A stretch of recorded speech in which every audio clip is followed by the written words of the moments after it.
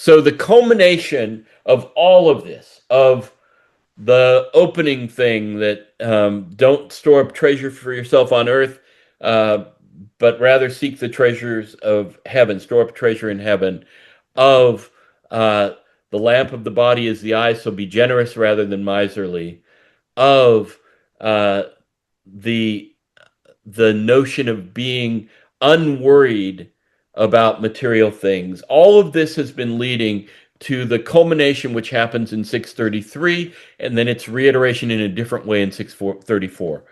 In 633, seek first the kingdom of God and his righteousness, and all these things will be given to you as well. And I think this verse gets quoted alone often, and all these things has no context.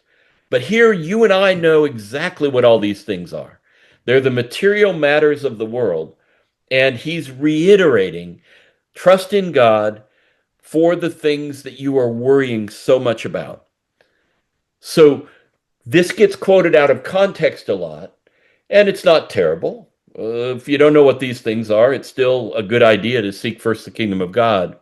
But notice how this context that we've been reading deepens it.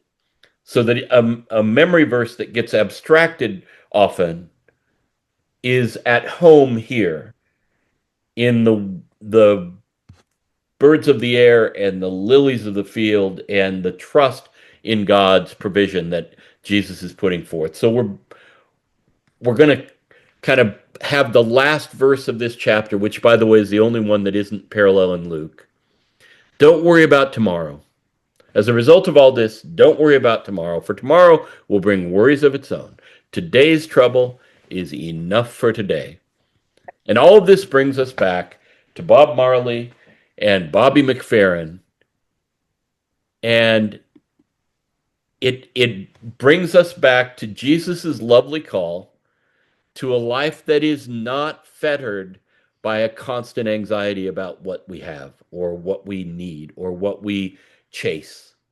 So I'm presenting that as a picture of Jesus's hope for everybody, namely this confident devotion to God that puts God's being ahead of other things and finds that those things come in behind, right?